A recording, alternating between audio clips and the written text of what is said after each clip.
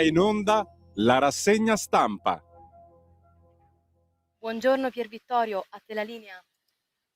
Buongiorno Sveva, intanto ben ritrovata oggi appunto in sostituzione di Natalia, ben ritrovata, e buongiorno alle nostre ascoltatrici e ai nostri ascoltatori, voi che siete sempre dei patrioti innamorati della libertà. E allora Sveva ti chiedo subito la conferma, mi sentite e vedete la condivisione schermo, vero?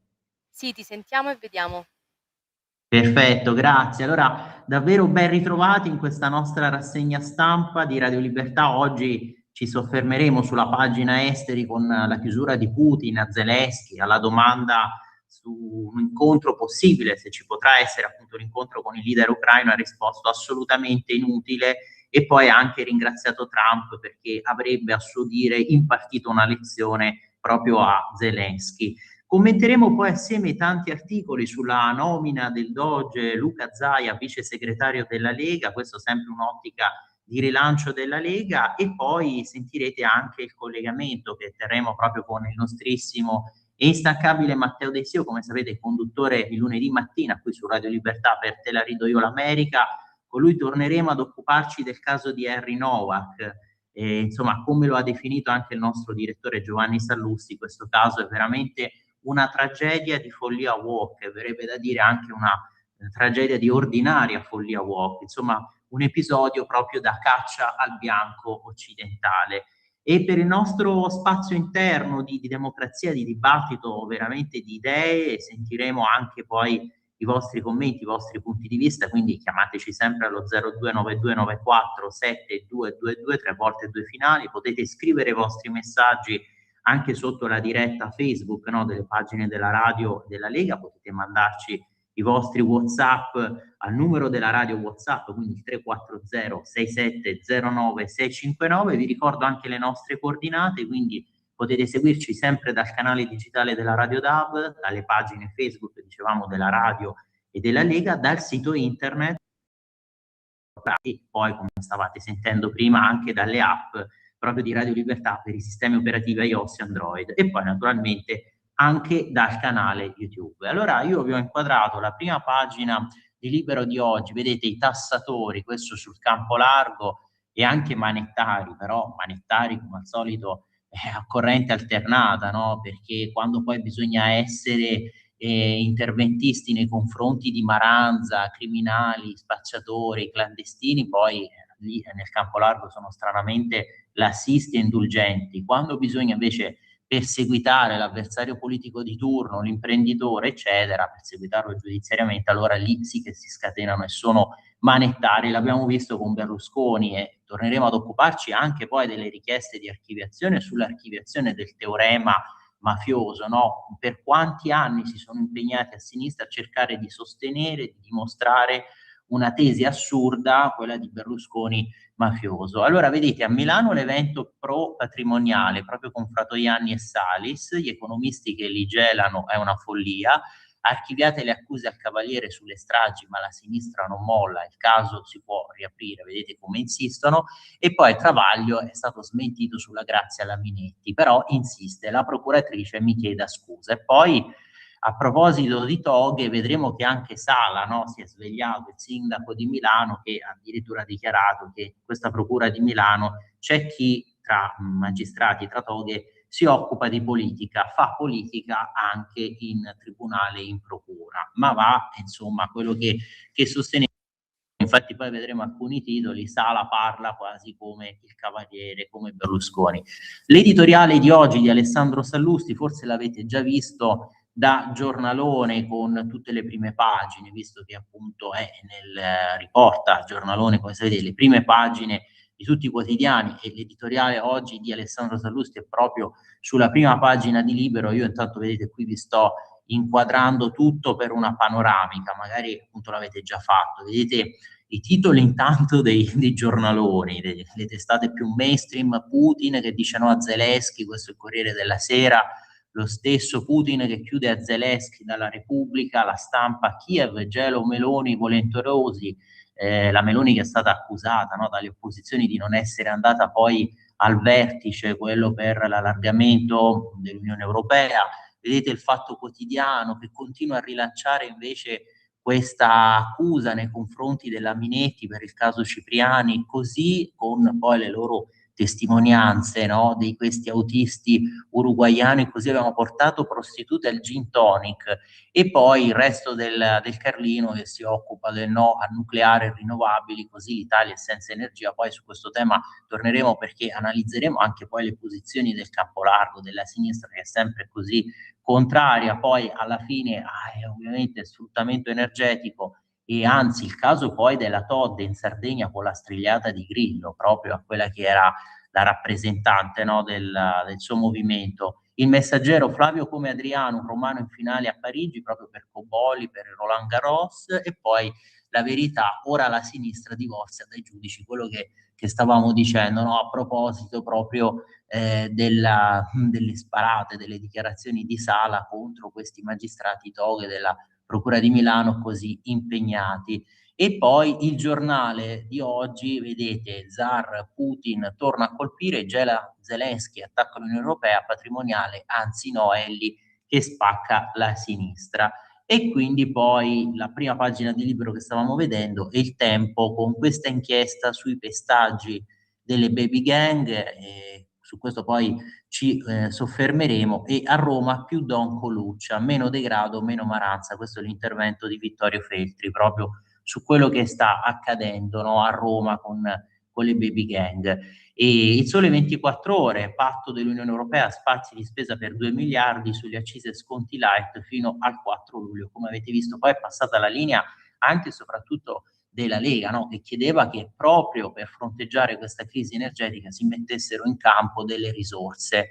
E per mesi si è continuato a sostenere da parte degli ambienti più guerrafondai in Europa che bisognava assolutamente investire nel riarmo, che bisognava spendere quattrini proprio per la difesa europea, però poi alla fine si nicchiava, si esitava quando si chiedevano interventi concreti, no, per famiglie e cittadini. E questo poi è quello che ha rilanciato Matteo Salvini. Qui vedete dalla pagina Facebook sua intanto il caso della revoca del permesso di soggiorno ai 2 tunisini della RIS a colpi d'ascia, quindi a breve l'espulsione. E poi quando ci si scandalizza, no, della remigrazione, bisognerebbe vedere questi video, perché poi video che sono all'ordine del giorno di tutte queste violenze e crimini che vengono commessi. E poi quello che vi dicevo prima, l'intervento di Matteo Salvini proprio sulla spesa di miliardi da parte dell'Unione Europea che vuole investire, comprare armi, e poi faceva storie, si opponeva appunto a questa spendita di miliardi per sostenere famiglie e imprese in difficoltà. Avevamo detto che avremmo fatto da soli qualora non ci fosse stato concesso quello che è un diritto. Ci viene concesso, bene, che l'Europa ci permetta di spendere i nostri denari per aiutare la nostra gente, mi sembra il minimo sindacale. E allora ritorniamo qui sull'editoriale di Alessandro Sallusti. Vedete, un tassello alla volta si sta delineando il programma elettorale delle sinistre per le prossime elezioni politiche. Gli esperti di marketing sono già al lavoro per lo slogan che più o meno potrebbe essere più tasse e più manette per tutti.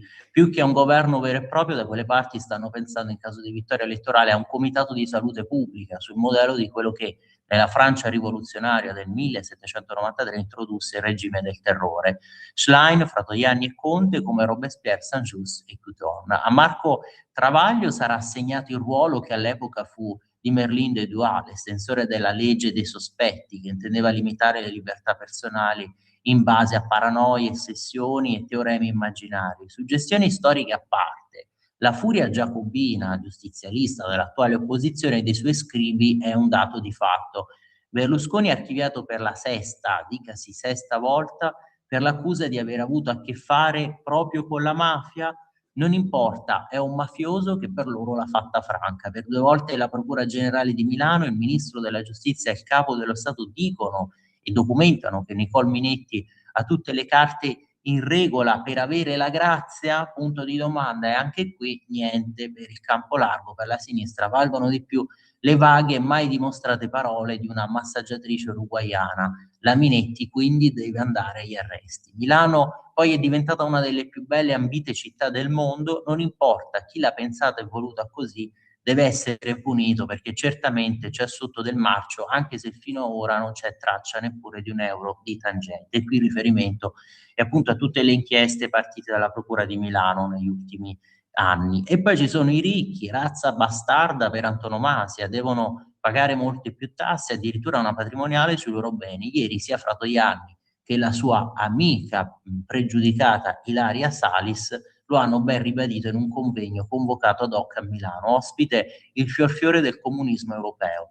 Lascio le conclusioni a un redivivo Beppe Grillo, uno che di pataccari se ne intende assai, avendone fatti alcuni addirittura viceministri. Vi ricordate, lo volle anche vice premier, lui che doveva essere il leader anticasta populista Di Maio, poi è diventato in realtà il beniamino di Draghi e addirittura ha spedito a fare l'inviato per il Golfo, l'inviato per l'Unione Europea nel Golfo, e tutti ci siamo chiesti ma che cosa di concreto ha realizzato, visto l'autostipendio, e vabbè, poi addirittura premiato con l'insegnamento proprio al King's College Di Maio, che usava questa grammatica approssimativa nella stessa lingua madre, l'italiano. Vabbè, comunque ieri il fondatore dei 5 Stelle, Beppe Grillo, ha rotto un silenzio che durava da lungo tempo per dire: se questa è l'alternativa al governo delle destre, povera Italia. E l'ha detto lui, l'ha detto appunto Beppe Grillo. Qui vedete che insegue Conte nella vignetta per bastonare Conte.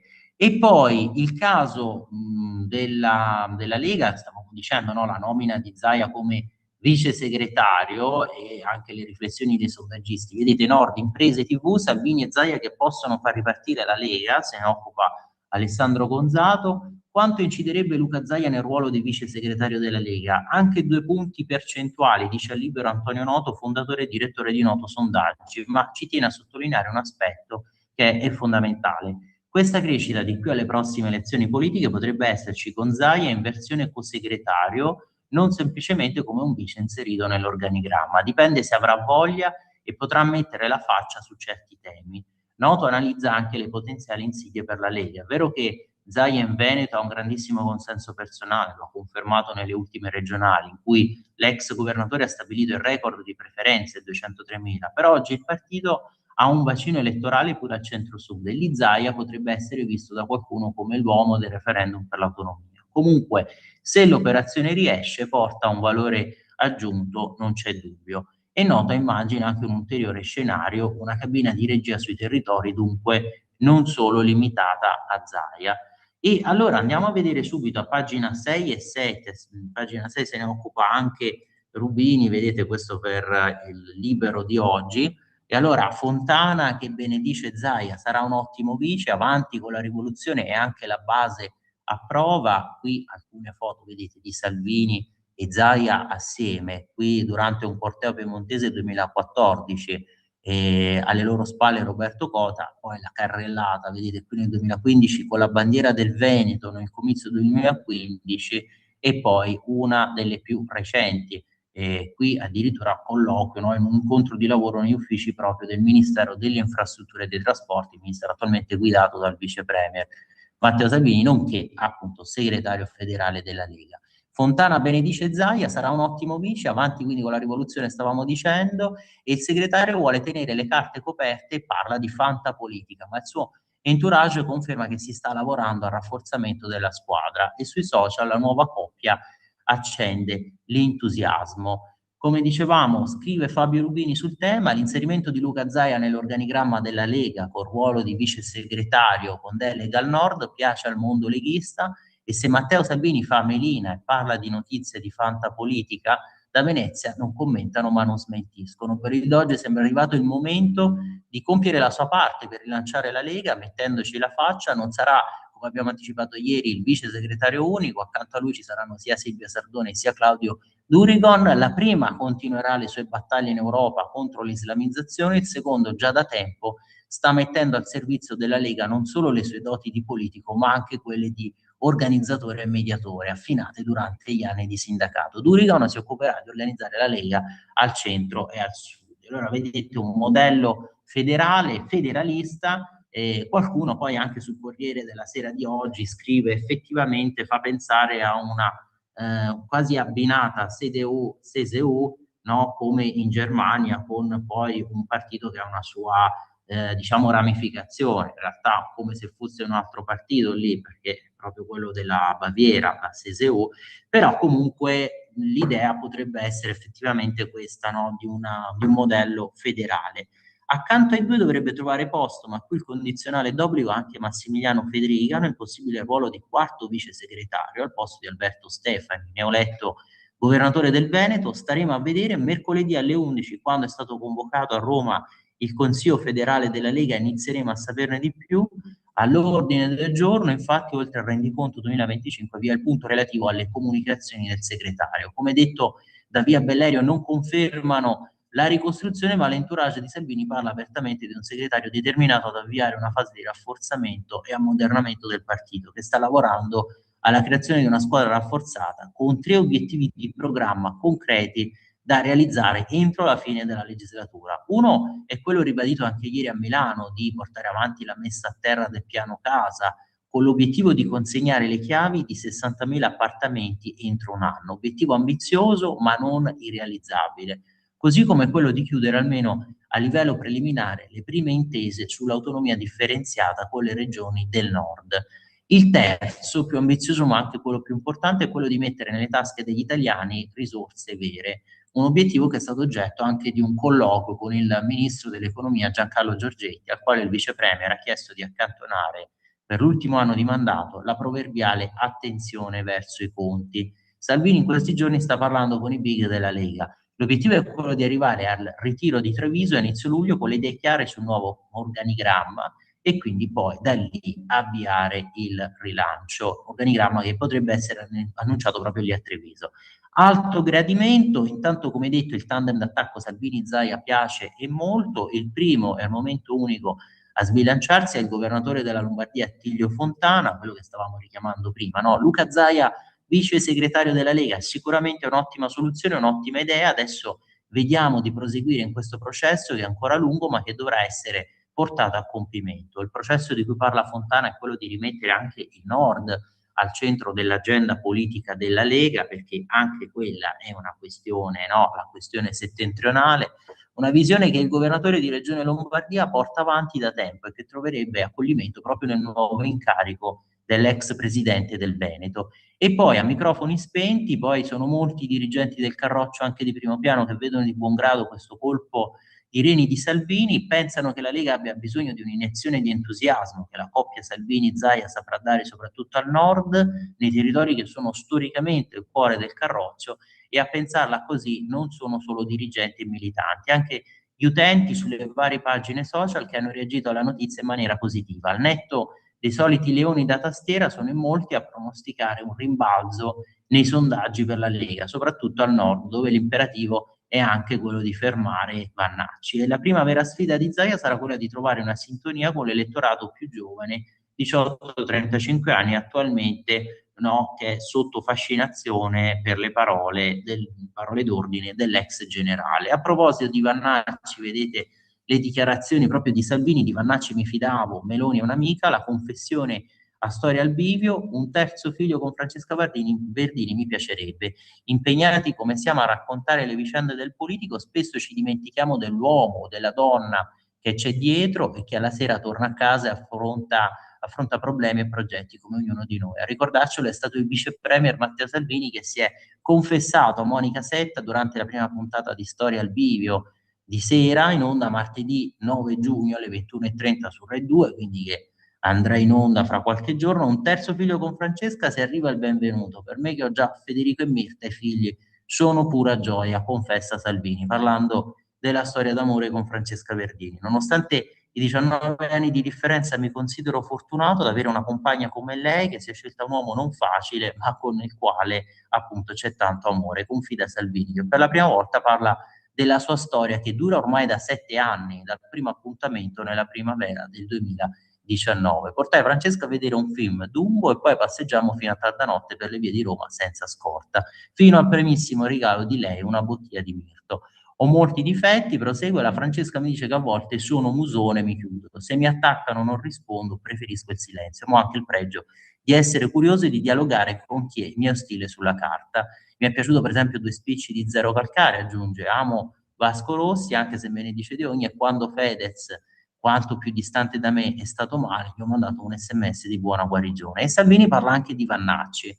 Quando do fiducia a una persona apro il mio portafoglio, gli do le chiavi di casa e della macchina e a volte però vengo fregato. Ok, è capitato e capiterà, ma continuerò a fidarmi. Dovrei essere cinico, in politica si fa così, io non lo sono, ma non sono un rancoroso, tendo a dimenticare e ad andare oltre. Interessante anche l'accenno alla Russia. Putin l'ho visto 2 volte, una vita fa, altri presidenti del Consiglio di sinistra ci hanno fatto affari economici, io no. E poi parla degli alleati di governo. Io e Giorgia Meloni abbiamo un rapporto di amicizia che si è sviluppato durante l'esperienza di governo. Con Tajani c'è stima e rispetto, ma con Giorgia c'è qualcosa in più.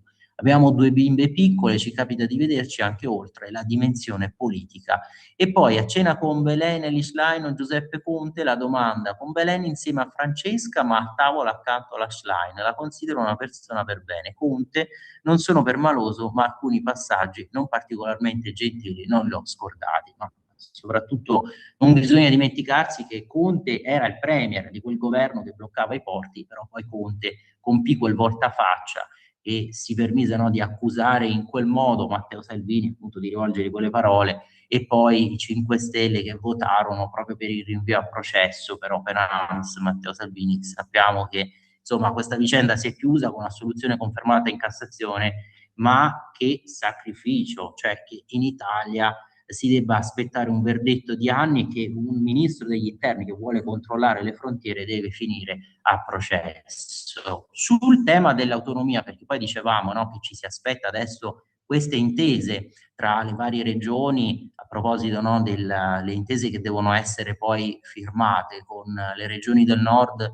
per ottenere più autonomia, visto che comunque il quadro legislativo a livello, diciamo, generale poi è stato modificato con la riforma, e poi questo però deve essere implementato dalle intese che devono firmare le regioni con lo Stato centrale.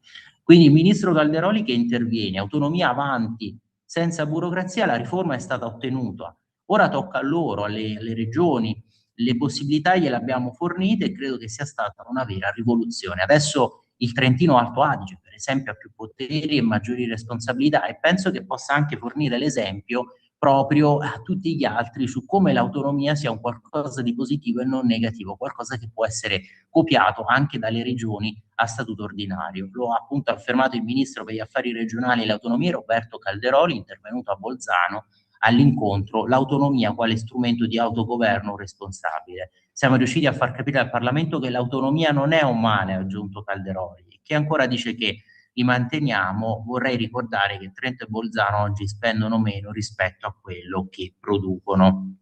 E quindi smentite tutte le critiche, no, di chi ha sempre sostenuto che l'autonomia aggraverebbe le differenze tra nord e sud, quando invece l'autonomia responsabilizza poi le classi politiche, quindi permette anche a chi effettivamente è di valore, è meritevole, è talentuoso, no, nella classe politica, di emergere, di distinguersi, di poter ben lavorare a favore della propria comunità, dei propri territori. Il ministro ha criticato l'elefantiaca macchina statale, veramente elefantiaca. Il mio obiettivo politico è chiaro: vorrei evitare che in futuro la commissione dei 6 o la commissione dei 12 debbano poi mandare delle lettere al Ministero degli Affari Regionali per poi costringermi a interloquire con i singoli ministeri. Vorrei invece che il dialogo si aprisse direttamente tra le commissioni paritetiche e le amministrazioni centrali dello Stato. Questo, ha aggiunto Calderoli, significa aver scavato un primo solco, un cambio di metodo definitivo per far camminare l'autonomia in modo diretto, rapido e senza filtri burocratici. Nel suo intervento il ministro ha evidenziato il valore del modello autonomistico del Trentino Alto Adige, sottolineando la capacità delle 2 province autonome di esercitare le proprie competenze appunto con efficienza e responsabilità. Ma allora 8:30, chiedo subito a te Sveva, facciamo a questo punto il consueto break, no? Dopo la prima mezz'ora ci ritroviamo fra pochissimo. In quanti ti promettono trasparenza, ma alla fine ti ritrovi sempre con la bocca chiusa e non puoi dire quello che pensi? Radio Libertà non ha filtri né censure. Ascolta la gente e parla come la gente. Un nuovo modo per sostenere la tua radio. Visita radiolibertà.net. Ti basta un click e potrai versare il tuo contributo volontario direttamente online. Potrai donare con ogni tipo di carta di credito, anche prepagata. Ti aspettiamo online su radiolibertà.net. Sostieni la tua radio con il tuo contributo volontario. Radio Libertà. La tua radio. Diamo voce alla nostra gente.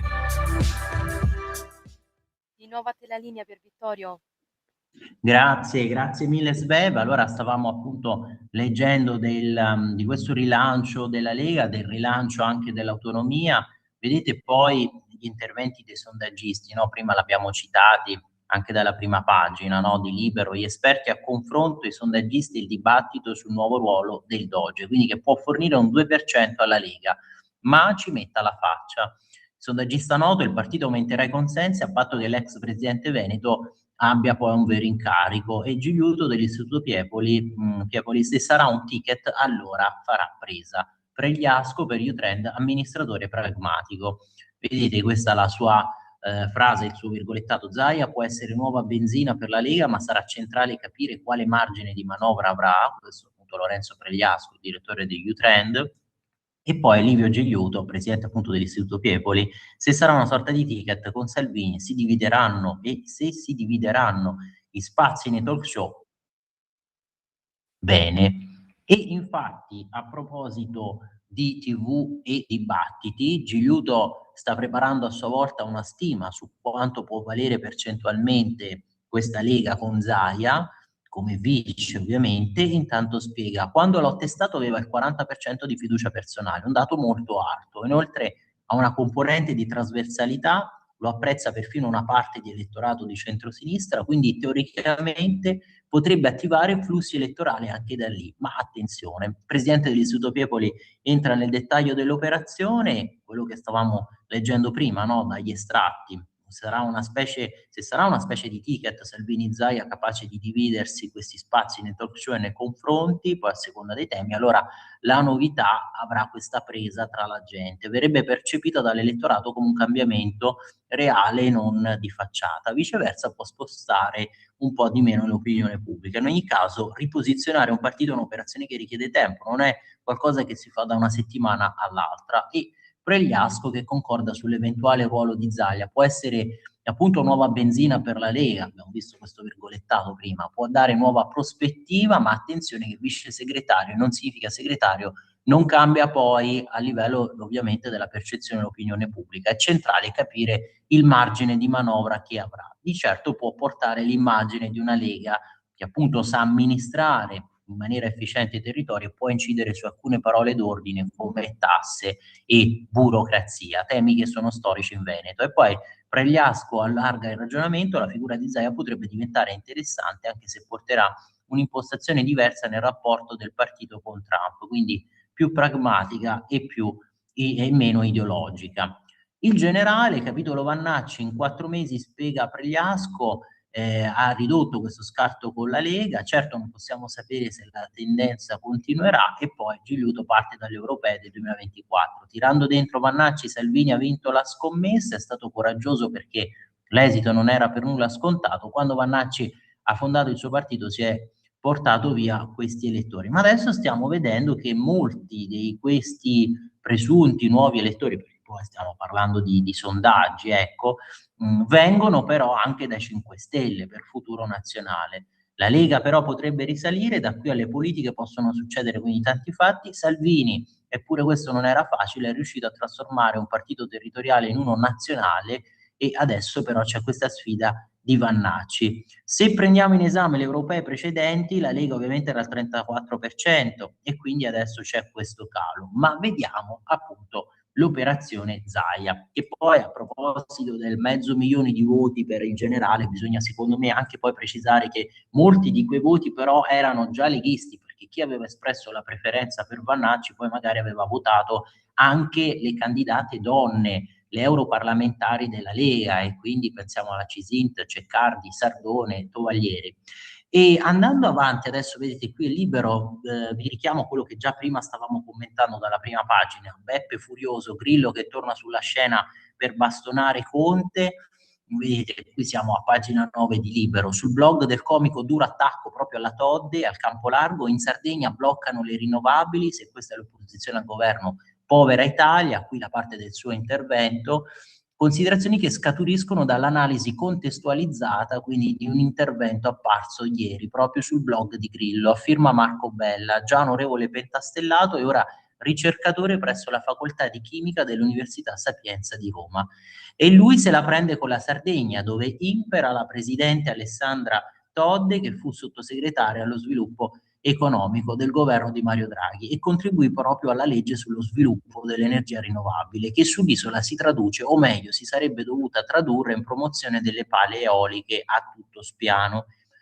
Obiettivo: rendere la regione autonoma dal punto di vista energetico e magari un domani farne anche una esportatrice di energia pulita. Il punto è che se a Roma predicava e governava in un modo, a Cagliari la presidente razzola e sgoverna nel modo opposto. La Sardegna infatti, anche per responsabilità di Todde, il tallone d'Achille del campo largo, e ogni volta che Elly Schlein e compagni attaccano l'attuale esecutivo sul caro bollette, viene loro ricordato che lì dove amministrano i sinistri si oppongono persino alle stesse rinnovabili, loro che sono noi fanatici dell'ecologismo, e nella fattispecie isolana non hanno neppure un piano industriale proprio per lo sviluppo energetico.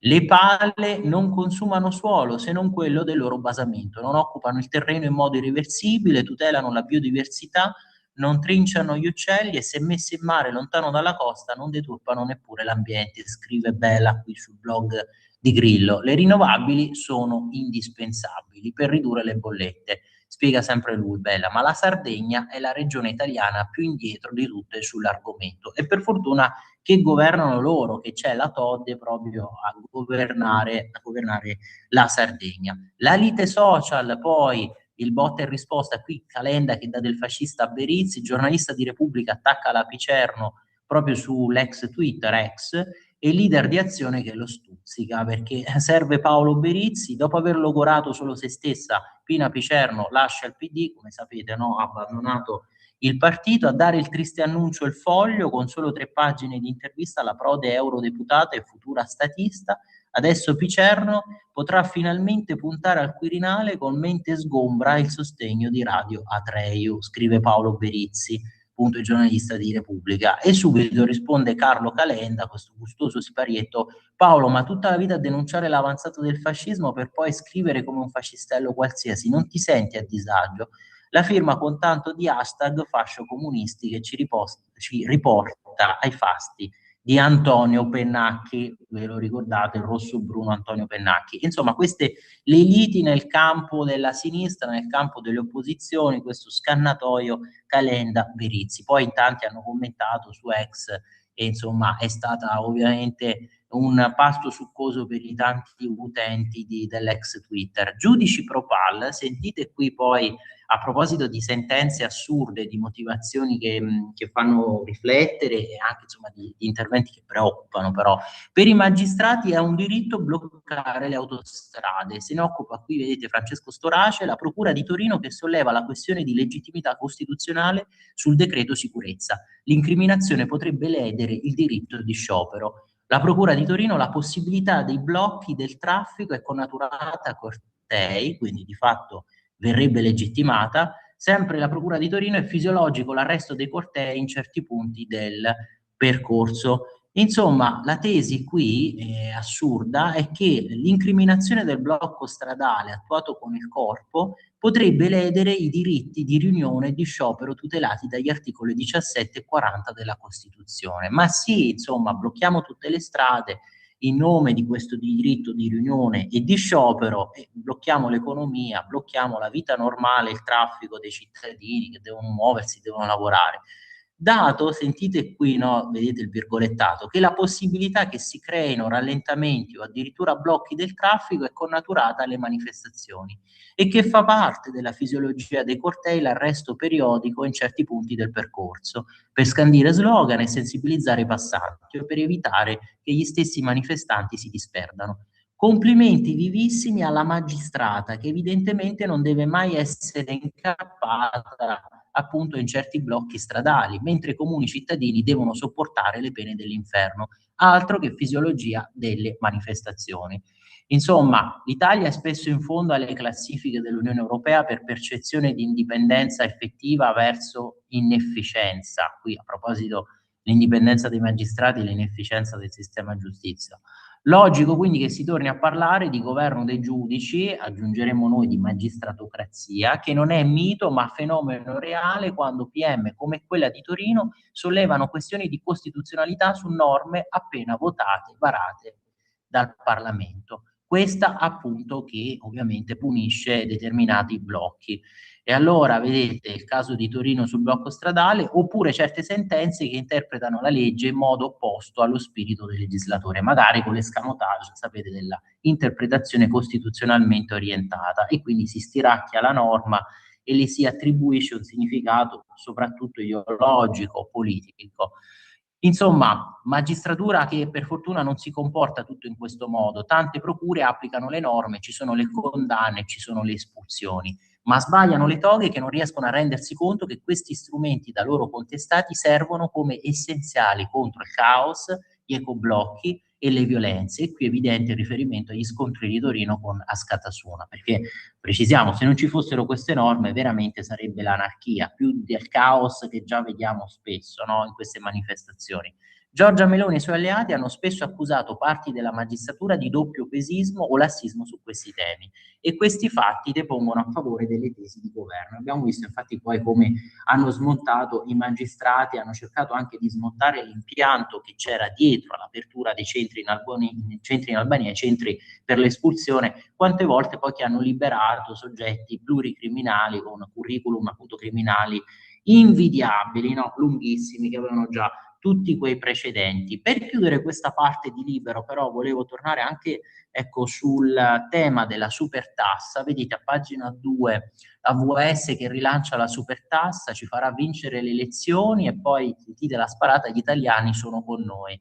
La sinistra europea discute di come alzare le imposte, Fratoianni che attacca per la destra patrimoniale e eversiva, Appendino che spacca il Movimento 5 Stelle, idea giusta, sostiene. Ilaria Salis vuole vietare i cambi di residenza all'estero ai benestanti. L'evento, questo qua, Tax the Rich. E nella foto al centro, quindi qui, eccola qua, da sinistra vedete l'eurodeputata portoghese Catarina Martins, eccola qui, poi il co-portavoce di AVS, il deputato Nicola Fratoianni, l'europarlamentare francese Manon Aubry, eccola qui, vedete, e poi sempre lei, l'europarlamentare di AVS Ilaria Salis, a questo evento Tax the Rich organizzato dalla European Left Alliance presso la Santeria Toscana da Milano. Insomma, i compagni europei che si sono incontrati. Poi il decreto ministeriale di Giorgetti contro il caro carburante, arrivano le accise mobili, questo proprio per far respirare, dare ossigeno all'economia, visto il caro energetico. Tajani, estenderemo lo sconto sino a fine giugno, intanto la sinistra si mobilita per impedire il ritorno al nucleare. Nessun Consiglio dei Ministri ad hoc stavolta. L'intervento sulle accise dei carburanti non avrà la forma di un decreto legge, ma di un semplice decreto ministeriale firmato dal responsabile dell'economia Giancarlo Giorgetti. E questo sarà possibile anche perché cambia il meccanismo. Il nuovo sconto funziona col sistema delle accise mobili, che almeno in parte si autofinanzia. Le accise di regola fisse vengono ridotte di un importo pari al maggior gettito IVA incassato nel periodo precedente. Occorre capire a quanto ammonta questo extra gettito, quindi, ed è il motivo per cui la decisione viene presa l'ultimo giorno utile. Solo oggi, ha spiegato nei giorni scorsi il Ministro in Senato, si saprà quanto ammonta l'IVA in più generata dalla vendita dei carburanti nel mese di maggio. Sotto esame anche la durata della nuova misura. Il vice premier Antonio Tajani, parlando ai giovani imprenditori di Confindustria, ieri ha detto che l'intenzione dell'esecutivo è fare un intervento che duri sino alla fine di giugno. Ha avvertito comunque che provvedimenti del genere sono molto costosi, onerosi, e per questo possono durare 1 o 2 mesi, e siccome è dal 19 marzo che vengono prorogati, le risorse sono praticamente finite. Come quelle precedenti sarà una misura valida per tutti i consumatori. L'ipotesi di introdurre poi buoni sconti buoni sconto destinati alle sole famiglie a basso reddito è stata scartata perché avrebbe lasciato poi il ceto medio e coloro che si spostano per motivi di lavoro sarebbero rimasti effettivamente esposti ai rincari. Proprio i lavoratori del ceto medio dovrebbero essere aiutati dai provvedimenti mirati che sostituiranno quest'ultimo sconto generalizzato delle accise quando terminerà. E poi a proposito delle patrimoniali, no, proposte dalla sinistra, vedete anche poi la risposta alla reazione degli economisti in coro contro la campagna dei progressisti. La patrimoniale è un'assurdità. I docenti universitari che bocciano senza appello l'imposta sulla ricchezza, sarebbe meglio non perdere tempo con proposte inefficaci e irragionevoli. A proposito dei conti pubblici, un punto su cui tutti concordano è l'ottima gestione dei conti pubblici del governo Meloni. Secondo Rossi, per esempio, che evidenzia come la spesa pubblica aggiuntiva degli ultimi anni abbia provocato qualche effetto di breve periodo senza incidere significativamente sulla nostra capacità di crescere, però la differenza rispetto al passato è data da una gestione meritoriamente prudente della finanza pubblica. E poi Fortis della Fondazione Edison, vedete qui il virgolettato, con le patrimoniali cosa si pensa di risolvere? In un paese con un'evasione così elevata bisogna prima far pagare le tasse a chi non le paga. E infatti a proposito poi di contrasto di evasione, il tanto criticato governo Meloni, questo esecutivo, sapete quanti risultati ha ottenuto in questo campo, raggiunti proprio perché nel 2025 sono stati recuperati, la stessa Meloni poi l'aveva ribadito, recuperati ben 36,2 miliardi in questa lotta all'evasione, e quindi un successo, il dato più alto, giustamente se ne può vantare. C'è anche il tema di intervenire sul taglio delle tasse nella prossima legge di bilancio, magari alzando l'aliquota IRPEF ridotta dal 35 al 33%, per i redditi fino a 60.000 euro, quindi ora è a 50.000, come proposto dal vice ministro dell'economia Maurizio Leo, e quindi ridurre questa aliquota IRPEF quindi portarla a 33% per i redditi poi fino a 60.000 euro dagli attuali 50.000. Mi aspetto che si voglia mantenere ferma la linea di una politica di bilancio regolata, disciplinata. Non è il momento per cambiare la rotta, anche se in vista c'è una scadenza elettorale, sottolinea Rossi. E però, attenzione, sarebbe bene identificare un obiettivo di rilevante valore anche simbolico, ovviamente simbolico per l'elettorato, per il ceto medio, e certamente la riduzione delle tasse lo è, e concentrarvi tutte o quasi le risorse disponibili, ampliando ad esempio l'ambito del secondo scaglione IRPEF. Ma come dicevo, non a debito, è un compito non semplice, ma credo non impossibile.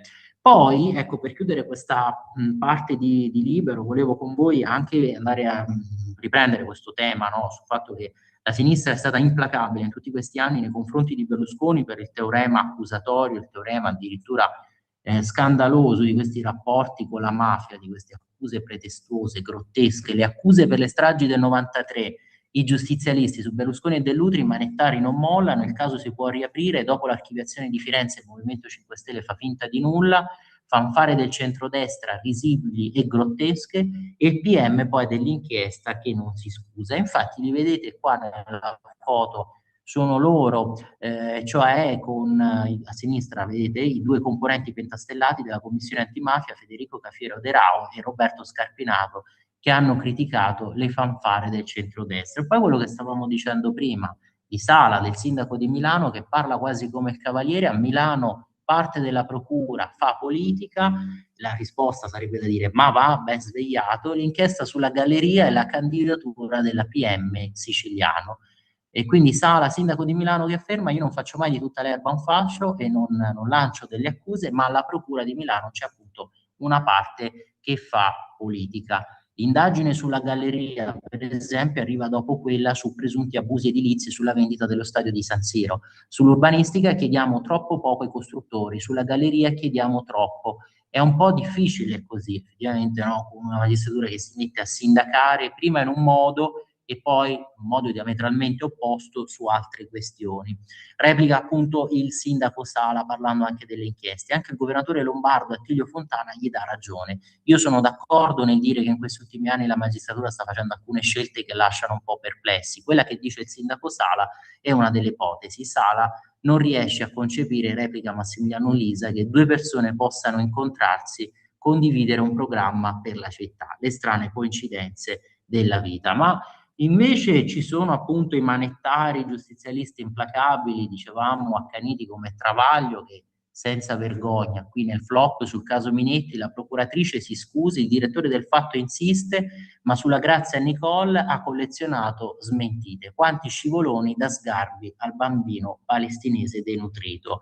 E infatti vorrei ricordarlo, perché spesso ci è capitato di leggere assieme gli editoriali di Travaglio sulla guerra in Ucraina. Avevamo condiviso e ritenuto anche ragionevoli alcune posizioni, vi ricordate, no? Quando chiedeva alla NATO a un certo punto di evitare questa continua escalation, di provare a trovare delle soluzioni diplomatiche, però Travaglio che ha commesso questi scivoloni, queste gaffe. Qui vengono appunto alcune ricordate, per esempio, bella figura anche quella del 24 luglio 2025, quando il Fatto usò in prima pagina l'immagine del bambino scheletrico scattata in precedenza a Gaza dall'agenzia Associated Press per denunciare la carestia in atto. Peccato che il piccolo fosse già stato trasferito proprio in Italia per essere curato nelle strutture sanitarie del paese, venendo poi dimesso nell'agosto 2025 grazie ai miglioramenti clinici. E che dire delle citazioni fantasma? E qui ci si sbizzarrisce, per quello che è successo in occasione del referendum sulla giustizia, cioè frasi totalmente inventate che giornalisti, cronisti si sono ingegnati per cercare di capire anche sugli archivi del passato, dei giornali di quegli anni, ritrovare queste affermazioni che non si ritrovavano, quindi totalmente inventate. In clima di referendum sulla giustizia, il Fatto Quotidiano, verrebbe da dire il falso quotidiano, arrivò ad arruolare tra i sostenitori del no Paolo Borsellino, attribuendogli una frase sulla separazione delle carriere pronunciata a Samarcanda nel maggio 91, Samarcanda che all'epoca era condotto proprio da Santoro. Quella frase non risulta da nessuna parte. Poco dopo venne citata anche una presunta intervista di Giovanni Falcone a Repubblica nel gennaio del 92. Altro inconveniente, pure quell'intervista non esiste. Ma niente paura, nessuna rettifica memorabile, nessun esame di coscienza, e questo è il vero tratto distintivo del Fatto Quotidiano: predicare il dubbio verso chiunque finisca per coltivare la sola certezza assoluta, la propria infallibilità, che non è una qualità giornalistica, è proprio un dogma. E sì, la religione laica del giustizialismo di Travaglio, pubblico accusatore, sicofante, dicevamo appunto neo-giacobino, nuovo Robespierre. Chiudiamo questa parte perché poi volevo anche commentare la questione dei ballottaggi che si terranno, e allora vedete, andiamo qui, tanto la scia di veleni nel PD dopo l'addio di Picerno, qui volano veramente gli stracci, mezzo partito che attacca l'europarlamentare che ha lasciato il partito e lei che si sfoga, le reazioni impietose di Dem confermano che non c'è nulla da salvare, e adesso probabilmente lei potrebbe andare nel gruppo, quello di Renew Europe, potrebbe approdare lì. Quanto al futuro della Picerno, l'unica cosa certa è l'iscrizione al gruppo parlamentare europeo di Renew e al Partito Democratico Europeo di Sandro Gozzi. Rispetto all'Italia per ora non ha fatto scelte, probabilmente darà vita a una sua associazione. Ma poi quest'altra assurdità, e poi ci ritorneremo, cioè del sindaco di New York che dopo essere stato premiato dalla città di Bologna dà delle lezioni e addirittura esalta Mario Balotelli, quando insomma anche chi è a digiuno di calcio sa che poi il talento di Balotelli, tanto decantato, poi alla fine non è mai sbocciato, è rimasto sempre un prodigio così a metà. Perché questa citazione? Vedete, il primo cittadino della Grande Mela, idolo dei progressisti italiani, cita Super Mario Balotelli e dà lezioni di modestia. Se faremo bene non festeggeremo.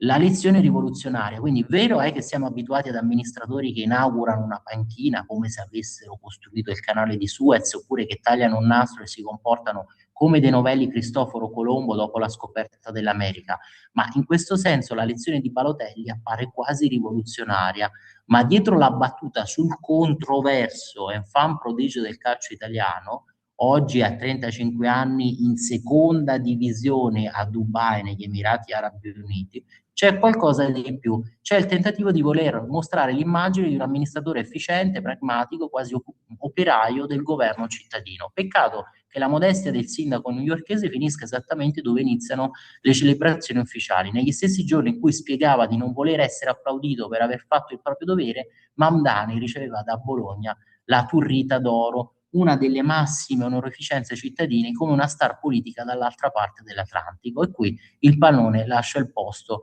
all'ideologia. Altro che moderazione, il sindaco della Grande Mela nel ringraziare non si è limitato a un cortese grazie, ha pure colto l'occasione per lanciare un manifesto politico internazionale. Sentite, con l'autoritarismo in crescita in tutto il mondo dobbiamo essere uniti nel nostro obiettivo comune di un governo solidale, competente e orgogliosamente di sinistra, ha proclamato, parole che a Bologna sono suonate come musica. Ma a proposito di autoritarismo ci sarebbe invece tanto da dire sul Regno Unito di Starmer, su quello che è successo per lo scandalo di Harry Novak, sul fatto che tanti lì vengano arrestati per prese di posizione contro l'immigrazione, e infatti persino il Dipartimento di Stato americano ha sostenuto lì ormai c'è come una polizia a due livelli, che deve essere implacabile con i bianchi, con i nativi, e poi invece che deve essere indulgente, tollerante, no, nei confronti delle risorse dei nuovi arrivati. Si è proprio detto questo, no? A livello ufficiale una polizia a due livelli con discriminazione razziale. E io infatti volevo un attimo richiamarvi, a questo punto passiamo anche, no, alla parte delle altre testate, per esempio La Verità. Volevo però un attimo farvi vedere anche le proteste che ci sono state dai soliti antirazzisti. Intanto qui vedete il test dei ballottaggi da Lecco ad Arezzo, quindi in Lombardia la Boscagli che punta a strappare il capoluogo al PD, in Toscana la sinistra rincorre senza patti con Azione, poi c'è il caso Vigevano, no, che era, ovviamente ci se ne era interessati a livello nazionale perché c'era stata questa lista collegata a Vannacci che aveva ottenuto il 14%. Ebbene, al ballottaggio se la giocano Rossella Buratti, che ha compattato il centrosinistra al 34,3%, e poi il candidato di Forza Italia, Massara. Paolo Previde Massara. Vedete poi, ecco, per le altre città, gli altri capoluoghi di provincia, quindi Arezzo con Comanducci del centrodestra che dopo il primo turno appunto è in testa, 43,8%, in testa il centrodestra anche a Macerata con Sandro Parcaroli quasi al 50%, aveva ottenuto il 49,9%, anche a Lecco dicevamo Boscali che deve strappare la città al PD, quindi il primo turno è ottenuto quindi il 48,65%. Insomma, queste tutte le sfide che si attendono. La pagina degli esteri, come dicevamo, Putin che ci ripensa, Zelensky maleducato, questa appunto l'accusa rivolta contro di lui, ma dicevo i commenti degli antirazzisti, perché guardate la nazionale norvegese in vista dei prossimi mondiali in cui la nazionale italiana mancherà per la terza volta consecutiva, scandalo, no? Degli scandali anche questo. Norvegia che vi ricordate aveva strapazzato poi nel girone di qualificazione l'Italia con punteggi tennistici sia all'andata che al ritorno. Allora hanno scattato questa foto che non è fatta con l'intelligenza artificiale, ma sono loro che si sono travestiti, tutto molto identitario, no? Nazionalista, e quindi immagino che anche a voi piaccia, no? Si sono fatti praticamente ritrarre come se fossero dei vichinghi. Apriti cielo, perché poi gli antirazzisti hanno detto che questa era una foto nazista che strizzava l'occhio all'estetica dei collaborazionisti di Vidkun Quisling, e insomma addirittura qui vedete un commento sul quotidiano Morgenbladet, questo tal Marcus Sletholm ha ritenuto che questa estetica vichinga non sia solo rozza ma anche sciovinista ed esclusiva. E poi per esempio altri, qui Jan Hog Skjoldi, su quest'altra rivista, Classe Kampen, che ha scritto divise ipermascoline e di estrema destra, aggiungendo che hanno i tipici segni del linguaggio simbolico neonazista e fascista. Insomma, sempre questo pericolo in vista. E poi volevo appunto segnalarvi questa bella notizia, finalmente a pagina 16, poi ci ritorniamo perché vedo sono le 9, allora ci concediamo prima un break, però finalmente la mamma del Bosco che riabbraccia i figli. Vi ricordate la scorsa settimana avevamo anche letto alcuni estratti del suo libro in cui raccontava la sua verità, anche come fosse arrivata a questa scelta di vita molto, se vogliamo, radicale, estremista, di fuga da un mondo di stress e quindi una fuga nel bosco. La donna era stata allontanata 3 mesi fa dalla comunità di Vasto che ospita i piccoli. Catherine Birmingham ha incontrato i 3 bambini in una struttura protetta, soffrono per la reciproca lontananza. E allora sono le ore 9, Sveva, facciamo questo piccolo break, come detto ci ritroviamo fra pochissimo. Sempre più liberi con La Tua Radio è il nuovo sito che mette in prima pagina opinioni, firme, notizie, uno sguardo nuovo e originale sui fatti che ci circondano. Il nuovo quotidiano online. Semplicemente radiolibertà.net.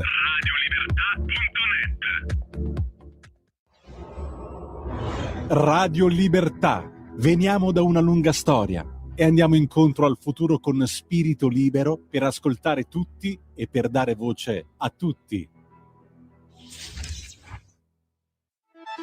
Stai ascoltando Radio Libertà, la tua voce libera, senza filtri né censure, la tua radio. Di nuovo a te la linea per Vittorio. Grazie Sveva. Allora, dicevo, chiudiamo questa parte, vedete a pagina 23 le lettere proprio di tanti lettori, no, di Libero, su questa persecuzione nei confronti di Berlusconi, calunniare Berlusconi e non pagarla, anzi, e risponde appunto qui per la posta prioritaria a cura di Fausto Carioti. La risposta ovviamente a questa signora Galli è tutto vero, Berlusconi resta in credito con la storia e con i suoi calunniatori, lo sono anche tutti gli italiani che hanno votato per lui e per la coalizione. E poi per esempio vedete alcuni messaggi qui dei lettori di Libero, l'astio delle opposizioni verso le forze armate, quanto si sono scatenati, no? Alcuni a sinistra, la Salis che aveva detto che non ci dovevano essere più queste parate, in realtà bisogna commentare che sparate, l'astio quindi verso le forze armate. Rimango senza parole di fronte all'atteggiamento sempre più astioso di questa sinistra nei confronti proprio delle forze armate del proprio paese. Il capo dello Stato è rimasto basito anche lui, ci si chiede, ecco. E poi su D'Annunzio, sul Vate, Gabriele D'Annunzio, l'intervento di Bruno Guerri, qui vedete, andiamo a pagina 24, lui qui spiega, io mi sono battuto tutta una vita per dimostrare che poi alla fine D'Annunzio non fu un fascista, fu un nazionalista, il rapporto, sapete, fu molto teso, controverso con lo stesso Duce, addirittura racconta di quando Mussolini lo tradì e nel 1990 fece la spia contro di lui, riferendo proprio il progetto che era stato di D'Annunzio, che aveva detto ma perché non organizziamo una marcia su Roma, no? Qui vedete, Mussolini aveva incontrato D'Annunzio a Fiume, in quell'occasione il Vate disse di aver avuto una grande idea, una marcia su Roma. Io sbarco nelle Marche con i miei uomini, tu mobiliti i tuoi e insieme marciamo su Roma. Grande idea, rispose Mussolini, ma facciamo l'anno prossimo perché ora non sono pronto. Per D'Annunzio assediato a Fiume senza rifornimenti era impossibile aspettare un anno e comunque Mussolini riferì tutto al prefetto di Milano che riferì il progetto a Giulitti stesso. Da un lato D'Annunzio considerava Mussolini una sorta di demiurgo, ma del resto però dall'altra parte non lo stimava. E poi Socci che commenta Magnifica Humanitas, questa prima enciclica, ribadendo un concetto che insomma era già emerso l'altra volta quando avevamo letto appunto questa sua analisi, e cioè che il Vaticano ha dimenticato l'esistenza dell'anima. Come è possibile, infatti, qui scrive, no, Antonio Socci, che si sia accantonata questa parola, il cui significato teologico e filosofico è fondamentale nella dottrina cattolica, eppure non c'è fra le 40.000 parole dell'enciclica, che poi appunto sappiamo che è proprio l'idea stessa della salvezza di ogni singola anima è la legge suprema proprio per la Chiesa, per il diritto canonico. A proposito poi sempre degli interventi che ha tenuto ieri Matteo Salvini in questo incontro sul piano casa a Milano, pagina 34 sulle primarie che si immaginano per Milano, per il futuro. Qui vedete Salvini che spinge gli alleati primari di partito per decidere il candidato, comunali qui centrodestra, i leader della Lega. Il 20-21 giugno saremo proprio in piazza con i nostri gazebo. Fratelli d'Italia tiepida, Forza Italia bene, ma che siano di coalizione. Tra i nomi anche Spada e Civita. E qui vedete a Lecco invece la partita di Boscagli per i ballottaggi, stavamo dicendo. Vedete, è proprio la prima pagina di Libero Milano oggi che riporta questa notizia, la commenta, la Lega che lancia le sue primarie, le grandi manovre della politica, il carroccio a partire da Salvini, vuol dare una scossa alla coalizione di centrodestra, invece Calenda, leader di Azione, vuole evitare i gazebo e punta sull'investitura di Calabresi. E poi il commento, il finale onirico del sindaco Sala sul futuro politico, il futuro in generale e poi la sua autoanalisi, no? Non mi do un voto, me lo darei alto per l'impegno perché ho lavorato tanto. Il voto al sindaco secondo me bisogna darlo qualche anno dopo, quando c'è più serenità. Vi direi anche del nucleare, una follia, una centrale in città, ma lo spazio è finito, forse pure la trasmissione. Viene in mente il tempo in cui Sala era Mister Expo ed era l'uomo più corteggiato d'Italia, altra epoca e soprattutto un'altra Milano. Queste insomma le parole amare per il bilancio di fine amministrazione Sala. Io vi recupero la Verità di oggi, prima no, avevamo guardato la prima pagina della Verità, ma perché volevo anche portarvi poi a pagina 3 sulla riflessione di Belpietro a proposito del no della sinistra al nucleare, e poi anche per il fatto di questo ragazzo che è stato massacrato dai Maranza, pagina 11. Vedete, ora la sinistra che divorzia dai giudici, i compagni che sono contro ogni tipo di energia, Maurizio Belpietro qui che segue a pagina 3, e poi Mario Giordano, gli Antifa, pensate che cosa hanno combinato, questo in America, hanno stipendiato i nazisti per continuare ad avere un senso, hanno persino rimborsato al Ku Klux Klan le croci bruciate, cioè per continuare ad avere no, degli avversari politici su cui sfogare proprio la loro rabbia, anche per ovviamente mantenere il pretesto no, di continuare ad agitare lo sparacchio del neonazismo, del neofascismo, e quindi per tenere questo spaventapasseri e continuare ad agitare questo drappo no, del fascismo, del pericolo fascista, hanno persino finanziato il Ku Klux Klan.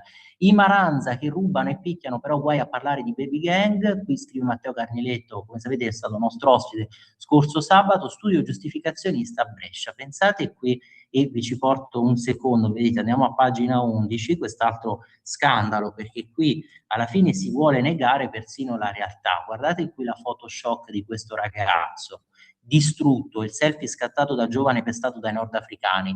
Il ragazzo è stato massacrato dai Maranza, che però per il comune non esistono. A Brescia un giovane di poco più di 20 anni è stato preso a calci e pugni da un gruppo di nordafricani, singolare visto che il sindaco aveva commissionato un report per dimostrare l'assenza delle baby gang. Nel dossier si vede chiaramente però che sono gli stranieri a compiere più reati. La vittima ha raccontato, la polizia ha detto che attacchi così sono sempre di più. E infatti questo è anche l'attacco, l'aggressione violentissima che ha subito anche un giovane militante della Lega, questo leghista, e oggi se ne occupa anche il Tempo. Vedete, andiamo a pagina 5 del Tempo, poi ritorniamo anche sulla riflessione di Belpietro, no, del no della sinistra al nucleare. E allora ve lo apro da qui, vedete, no, pagina 5 del Tempo di oggi, giovane leghista pestato da un gruppo di africani. Feroce aggressione nel centro di Parma solo perché lui aveva registrato un video. La Cesint poi è intervenuta, bisogna revocare il permesso di soggiorno e poi espellere certi soggetti. Una violenza inaudita, una scarica di calci, pugni e colpi all'altezza del cranio, una mattanza che non si è trasformata in un accoltellamento e chissà in un omicidio solo grazie all'intervento di un amico e del suo spray al peperoncino. È stata una mattinata di autentico terrore, quella passata a Parma da Eterno, e no, lo pseudonimo con cui appunto si fa conoscere sul web, questo giovane militante ed influencer della Lega molto conosciuto sui social. La sua colpa? Essere stanco del buonismo della sinistra e pretendere che non esistano zone franche, dove immigrati clandestini africani possono spacciare eroina e crack liberamente, convinti di essere padroni a casa nostra. La disavventura ha avuto origine proprio mentre il giovane stava riprendendo situazioni di degrado nel centro della cittadina emiliana. Ma non solo lì, perché vedete poi il Tempo di oggi che apre sia con l'editoriale di Capezzone, no? L'invito ad abbonarsi al Tempo, dateci fiducia e non resterete delusi, ma anche poi i casi dei tanti pestaggi di queste baby gang di Maranza a Roma, per esempio a San Lorenzo, la frustata poi del direttorissimo di Vittorio Feltri, la rabbia e l'orgoglio di un commovente Vittorio Feltri sulla Roma più dimenticata e periferica dal Quarticciolo a Tor Cervara, tra spaccio e stupri, e poi la testimonianza luminosa di Don Antonio Caluccia, che è appunto prete di frontiera minacciato dalle gang e dalle bande criminali. Qui vedete poi anche la lettera di Andrea Stroppa, ovviamente la sua analisi a proposito dell'intelligenza artificiale. Sapete, no? Uno dei principali collaboratori proprio di Elon Musk. L'intelligenza artificiale è un sogno da 15 miliardi, la sua proposta è visione: se costruissimo noi il supercomputer, un progetto che creerebbe migliaia di posti di lavoro. E quello che vi dicevo io anche, appunto, vi stavo richiamando sui pestaggi a San Lorenzo, ecco i video shock, come al solito, di loro, dei Maranza, che sono scatenati. Rapine lampo ai coetanei per strappare smartphone e catenine d'oro, così un branco di giovanissimi magrebini, per caso, tiene in scacco il quartiere.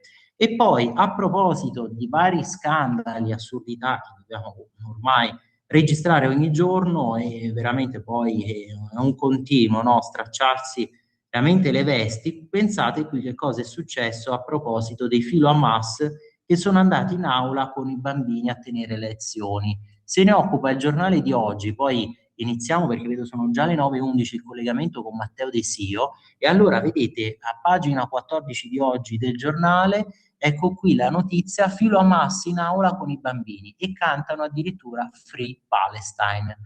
E prove di sottomissione. A 17 giorni dalla tentata strage di Modena, il sindaco PD porta alle elementari l'indagato per terrorismo Igliasi. Col primo cittadino e l'ospite, a scuola c'era anche un giornalista dell'emittente qatariota Al Jazeera che ha visto il legale di El Qudri. E qui vedete la sceneggiata, quindi in classe il sindaco di Modena Massimo Mezzetti, sopra e accanto in classe appunto con Wael Dadoud di Al Jazeera qui al centro, e poi Suleiman Hijazi, che è indagato proprio nell'inchiesta sul terrorismo. Allora, io chiedo a te, Sveva, a questo punto la conferma, perché credo che forse Matteo ci abbia già raggiunto, vedo qui sono le 9:12. Pier Vittorio, dammi qualche secondo che lo sto collegando. Ah, perfetto. Io intanto volevo anche richiamarvi, andiamo un attimo sul Corriere di oggi, perché c'è il rilancio da parte di Trump dell'ICE, dell'agenzia contro Pier Vittorio, l'immigrazione, no? scusami se ti Sì. interrompo, Matteo, quando vuoi in linea. Ah, perfetto. Allora grazie a te per questo collegamento, Sveva, grazie a Matteo. Matteo, ci senti? Sì, buongiorno a tutte e a tutti. Grazie Pier per l'invito come sempre.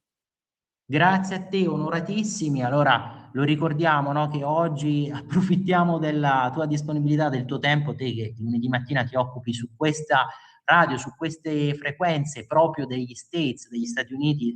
Stavamo prima richiamando il fatto che Trump voglia rilanciare l'ICE, l'agenzia appunto contro l'immigrazione. Qui vedete la prima pagina del Corriere di oggi: ICE, il rilancio di Donald, lotta all'immigrazione, sia a 70 miliardi di fondi, il via libera del Senato. Ma con te, Matteo, oggi volevamo ritornare proprio sull'argomento di Novak. Qui io vi apro quella che era stata la riflessione del nostro direttore Giovanni Sallusti. Prima avevo richiamato queste sue parole, no? La tragedia di Novak, follia walk e caccia al bianco. Insomma, con questo assassino di 23 anni, cittadino britannico ma di origine indiana, di fede Sikh, che ha colpito Novak, lo ricordiamo, 5 volte con un coltello cerimoniale lungo 21 centimetri, lunedì era stato condannato all'ergastolo con un minimo certo di 21 anni da scontare in carcere, però di questo fatto hanno parlato pochi i giornali. E qui ti chiedo, Matteo, com'è possibile che ci sia ancora questo cortocircuito mainstream? Cioè, per il caso Lloyd ci ricordiamo che addirittura era la stessa polizia che si inginocchiava, che ripeteva il gesto di Lloyd. Per questo fatto qui, appunto, abbiamo detto uno scandalo che è stato quasi abbuiato, che è stato passato sotto silenzio, e poi soprattutto i due pesi e le due misure di cui è accusata la polizia britannica, no? Si è parlato addirittura di doppio livello, prima lo stavamo richiamando, ed è effettivamente grave che poi la popolazione locale lì a Southampton si sia sentita praticamente abbandonata, e addirittura ci siano state queste proteste veementi con, diciamo, un tentativo quasi di assalto alla stazione di polizia locale. Sì, una situazione, quella che abbiamo visto nel Regno Unito, assurda, a cominciare dal Premier, dal primo ministro Starmer, che si commuove a vedere certe immagini quando è anche il suo partito che ha causato questa situazione paradossale. Parliamo di un caso, quello di Henry Novak, che ha visto innanzitutto la polizia arrestare il ragazzo che stava già probabilmente in condizioni critiche, addirittura hanno prestato il primo soccorso solo dopo che hanno capito, guardando le pupille, che stesse effettivamente in una condizione veramente difficile. Probabilmente una polizia che è stata indottrinata dai piani alti a trattare in una certa maniera proprio la popolazione inglese, chiamiamola autoctona, prima ancora di, tra l'altro, prima ancora di quindi dargli le cure, bisognava immobilizzarlo. Questo probabilmente sarà stata una procedura studiata e ristudiata dalla polizia. Non è che erano 4-5 poliziotti, quanti erano pazzi, ma sarà stato qualcosa che sarà stato inculcato, purtroppo. L'altra questione molto, molto importante da valutare proprio per quanto riguarda il caso Novak è quello che alcuni a sinistra dicono, ovvero per fortuna non è stato un ragazzo che ha causato però del vero razzismo, ma signori, cioè, non è per una dichiarazione razzista che una persona merita di finire la propria vita. Al massimo può essere denunciata, può addirittura andare in centri di recupero, come vorrebbero probabilmente loro, ma di certo non merita di finire la vita. E l'altra cosa veramente grave è anche quanto, leggendo poi online, ci sono poi le opinioni del professore americano che parla di come sia allo stesso livello di Floyd e di come però sia una problematica importante perché le correnti politiche vicine a Trump si stanno approfittando di questa situazione. Io direi che esimio professore, sia importante analizzare il perché invece nel Regno Unito vi sia una situazione addirittura peggiore per quanto riguarda certe dinamiche legate a questa sinistra sempre più violenta e come nel Regno Unito sia quindi istituzionalizzato assolutamente l'arrestare, il perquisire, il distruggere il cittadino bianco prima di tutto e poi dopo di verificare i fatti, come poi è successo con il processo, che comunque può passare tanto tempo, anche nei paesi anglosassoni, tanto tempo in proporzione a un torto enorme subito. L'altra poi considerazione, ultima, poi ovviamente ti rilascio la parola, parlando sempre per quanto riguarda il paragone Floyd-Novak, parliamo tra l'altro di un paragone in cui Floyd in quel momento stava compiendo un gesto criminale registrato, comunque era una persona pericolosa. Invece Novak si tratta di un ragazzo giovane di 18 anni che in quel momento stava già cominciando purtroppo a lasciarci, quindi due situazioni anche qui diverse e a sfavore, diciamo, in questo caso di un Regno Unito che è sempre più nel caos per quanto riguarda ovviamente la giustizia sociale.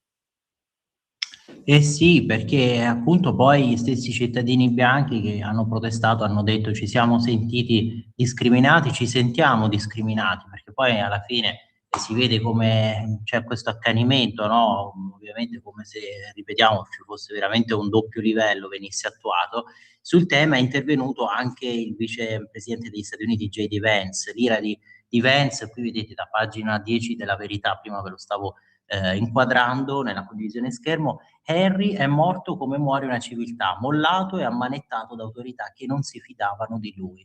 Starmer che piange solo se la vittima è nera, il silenzio su Novak, e poi quello che è successo addirittura all'Università del Surrey nel Regno Unito, dove un 21enne saudito è stato arrestato perché ha colpito con una balestra un addetto alla sicurezza di 50 anni.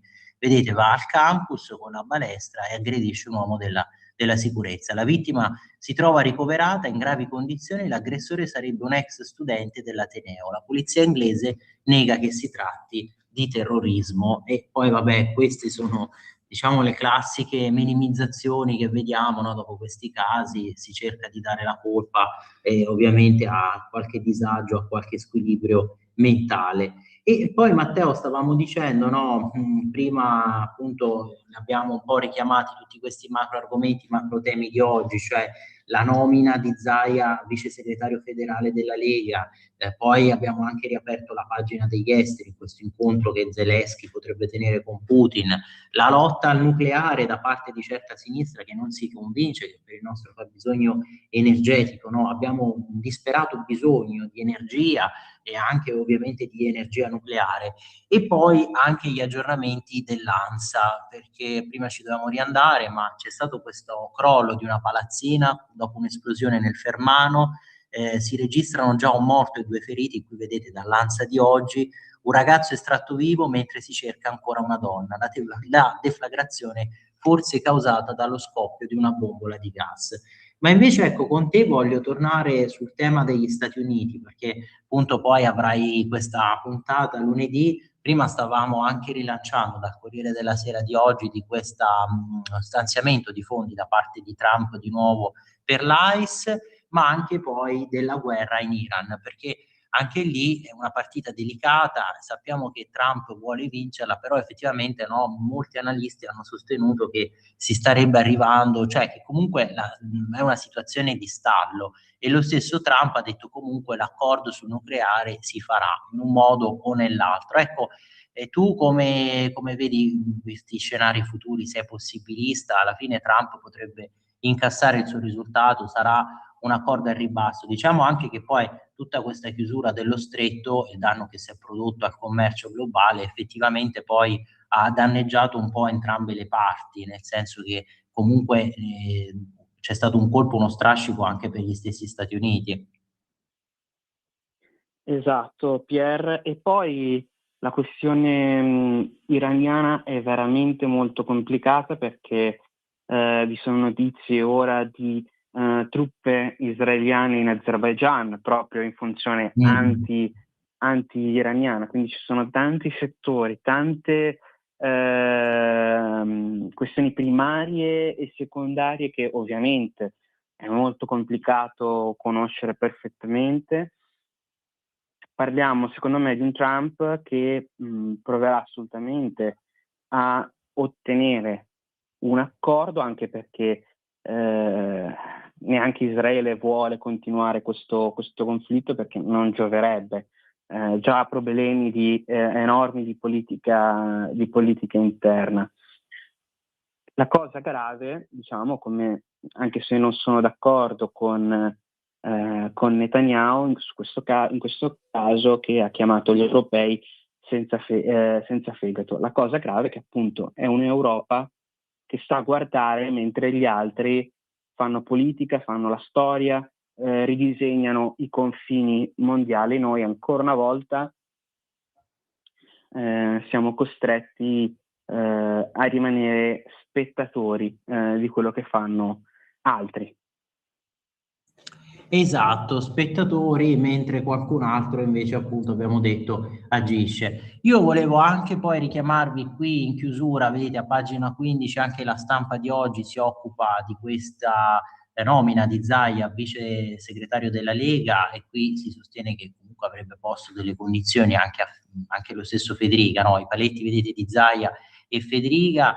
Salvini quindi si preparerebbe a dire sì a una gestione collegiale, però questo ovviamente va preso sempre con il beneficio dell'inventario, perché sappiamo la stampa quello che poi alla fine sostiene la stampa, nel senso proprio il quotidiano, la stampa torinese, proprio come linea editoriale contro la Lega. Ma allora vedo che sono le 9:25. Io, Matteo, ti ringrazio per essere stato con noi. Vi ricordo appunto che il lunedì mattina ci terrai compagnia, ci spiegherai poi le ultime novità proprio dagli States, quindi grazie ancora Matteo per essere stato con noi. E grazie a tutti voi per averci ascoltato. Io volevo poi lasciarvi con questa frase per riprendere anche quello che abbiamo detto, no, dell'immigrazione e dell'integrazione, chiudere con questa frase che era di un'intervista di Umberto Bossi per il Quotidiano Nazionale del 23 settembre 2003. La Lega parte dal presupposto che considerare l'Occidente 4 regolette non va bene, non è che uno diventa occidentale studiando queste 4 normette, questa è un'illusione dei cosiddetti illuministi. Il nostro paese invece è composto da uomini in carne e ossa, uomini e donne con le loro tradizioni, la loro storia e la loro terra, e questo forse andrebbe ricordato ai tanti a sinistra che si dimenticano che il primo passo lo deve fare poi chi arriva in Italia, che deve integrarsi, che deve assimilarsi, deve anche accettare queste tradizioni, non pretendere appunto di imporre le proprie o addirittura venire qui e pensare che l'Italia sia un paese di conquista. E allora grazie ancora a te Matteo, grazie oggi a Sveva che ha sostituito Natalia, grazie a tutti voi per i vostri messaggi e l'ascolto, ovviamente buon proseguo, buona continuazione qui su Radio Libertà. Avete ascoltato la